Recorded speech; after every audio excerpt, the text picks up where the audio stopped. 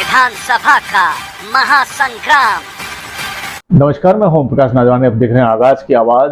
कार्यकर्ता के पिछवाड़े ठप्पा लगाकर कौन किस नेता से जुड़ा है तय करने वाले नेता लोग किशनगढ़ में विधानसभा चुनाव जीतने के सपने देख रहे हैं।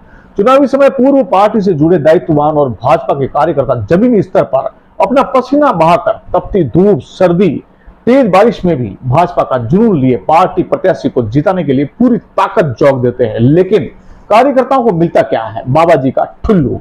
जो प्रत्याशी चुनावी समय में मंडल अध्यक्ष, बूथ अध्यक्ष, वार्ड कार्यकर्ता के कंधे पर हाथ रखकर भाई भाई बोलकर बतियाते नजर आते हैं, वे चुनाव जीतने के बाद उन्हें कभी पूछते तक नहीं है। और इस बार कार्यकर्ताओं को नेताओं ने जिस विचारधारा में डालकर उनको मेरा और उसका रूपी शब्दों से अलग अलग कर दिया है, उसकी वजह से किशनगढ़ विधानसभा सीट चली भी जाए तो कोई बड़ी बात नहीं होगी। इस बार का किशनगढ़ विधानसभा चुनाव कड़ी टक्कर के बीच होने वाला है, मतलब कि मुकाबला काफी कड़ा है। एक तरफ भाजपा के दमखम रखने वाले नेता तो वहीं कांग्रेस निर्दलीय के भी बड़े नेता अपने झंडे गाड़े हुए हैं।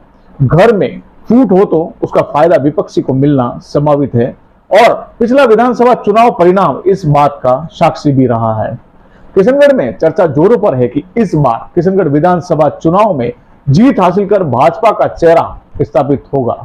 कारण बताया जा रहा है कि मोदी जी राजस्थान की कमान संभालेंगे। ये बात कौन कर रहा है? जिन्होंने पहले चुनाव जीता है या चुनाव लड़े हुए हैं या चुनाव लड़ने की दावेदारी कर रहे हैं। क्या मोदी जी के नाम से किशनगढ़ से चुनाव जीता जा सकता है? क्या जमीनी स्तर पर कार्यकर्ता रूपी भाजपाइयों का बिखरा संगठन विधानसभा सीट पर अपने प्रत्याशी की ताजपोशी करा पाएगा? एक और तो किशनगढ़ में भाजपा कार्यकर्ताओं को अलंकृत कर ये उनका खास, ये मेरा खास बनाकर वैचारिक सील चस्पा कर दी जाती है। अब उम्मीद करते हैं जीतने की, वो कैसे संभव होगा? किशनगढ़ में भाजपा से विधानसभा सीट के लिए दावेदारी करने वाले दिग्गज नेताओं द्वारा मौखिक बनाए दो गुटों में, ये उसका और ये मेरा गुट में बटे कार्यकर्ता चुनावी रणभूमि में उन्हें विजय श्री का तिलक अभिषेक कराएंगे। शायद ये देखा हुआ सपना भी खोटा साबित हो सकता है। किशनगढ़ के कार्यकर्ताओं का फीडबैक पार्टी के जिला प्रचारकों द्वारा उच्च पदासी नाला कमान तक जाता ही होगा। किस तरह कार्यकर्ता पर वैचारिक सील चस्पा कर बांटा गया है और तो और पार्टी के होने वाले कार्यक्रमों की सूचना भी मंडल से जुड़े कई व्यक्तियों तक पहुंचा ही नहीं जाती है। किशनगढ़ में भाजपा टिकट के दावेदारों के चक्कर कहो या फिर टक्कर कहो, दोनों की उलझा उलझी और कार्यकर्ताओं का बंटवारा कर तेरा मेरा करने का कारण सीट न चली जाए, ऐसी बात भी आलाकमान तक गई ही होगी। और इसी बीच इस बार बीजेपी से विधानसभा चुनाव में भाजपा प्रत्याशी के रूप में कोई नया चेहरा भी टिकट ला सकता है, जिसमें भाजपा नेता विमल बड़जात्या, दिनेश सिंह राठौर, मनोहर तारानी सहित अन्य कई नाम इन दिनों काफी चर्चा में सुनाई देते हैं। तीनों नेताओं का किशनगढ़ में काफी मजबूत औरा बताया जाता है। शायद इस नए सूत्र से सभी मंडल और बूथ से जुड़े कार्यकर्ता एक जजम पर, एक विचारधारा के साथ एक मत होकर विधानसभा चुनाव में लगे, जिससे पार्टी और कार्यकर्ताओं में बेमतलब वाला बंटवारे का बोया बीच नष्ट हो पाए।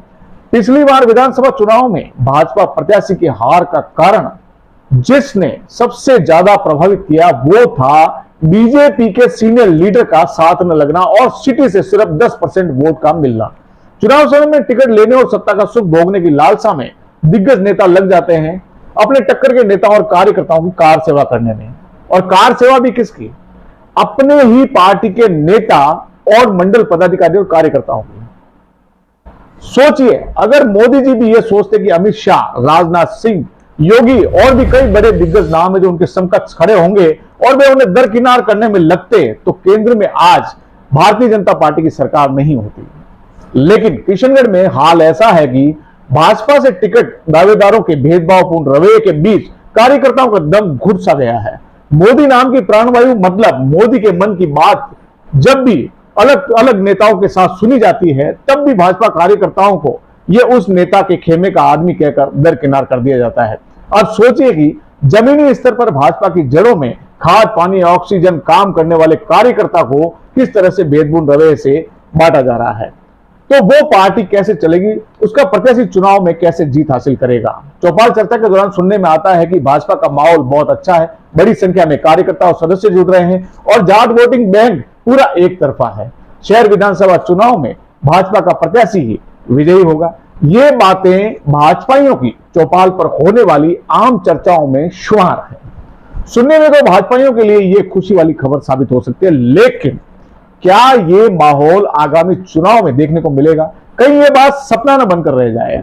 आगामी चुनाव की बात करें तो किशनगढ़ के भाजपा के पूर्व विधायक और पूर्व विधानसभा प्रत्याशी डॉक्टर विकास चौधरी के अलावा भाजपा से टिकट की दौड़ में कई स्वयंभू चेहरे भी हैं जो प्रबल दावेदारी किए हुए हैं, लेकिन मुंगेरी लाल के हसीन सपनों की तरह नींद में सोते हुए आगामी विधानसभा चुनाव का जश्न बनाना और चुनाव जीतना दोनों अलग अलग पहलू हैं। आइए एक नजर किशनगढ़ के जमीनी कार्यकर्ताओं की ओर करते हैं। जानकारी के अनुसार किशनगढ़ में भाजपा के दो मंडल हैं, भाजपा मदनगंज मंडल और भाजपा किशनगढ़ मंडल। बात करें भाजपा मदनगंज मंडल की तो मनोहर तारानी की 10 माह वाली अध्यक्षता में सदस्यता अभियान चला और बड़ी संख्या में सदस्य जुड़े। उस समय में महामंत्री के रूप में किशन बंग द्वारा वार्डों में जा जाकर संपर्क सदस्यता अभियान चलाया गया और बड़ी संख्या में वार्डों से भाजपा से कई लोगों ने सदस्यता ली। तारानी के बाद किशन बंग लगभग 2 वर्ष भाजपा मदनगंज मंडल के अध्यक्ष रहे और उन्होंने बड़ी संख्या में सभी वार्डों से लोगों को भाजपा सदस्य के रूप में जोड़ा। वर्ष में पार्टी के आदेशानुसार 100 से 150 कार्यक्रम करवाकर कार्यकर्ताओं सदस्यों को सूचना सम्मान देकर नींव का पत्थर साबित हुए। उन्हीं के मंडल अध्यक्ष कार्यकाल में सभी वार्डों में जमीनी स्तर पर सदस्यता अभियान के जरिए जुड़ाव का परिणाम किशनगढ़ निकाय चुनाव में स्पष्ट बहुमत से भाजपा का बोर्ड भी बना। किशन बंग वे कार्यकर्ता हैं जिन्होंने तन मन धन और समय से पार्टी के प्रत्येक कार्यक्रम में बढ़ चढ़कर अपना योगदान दिया।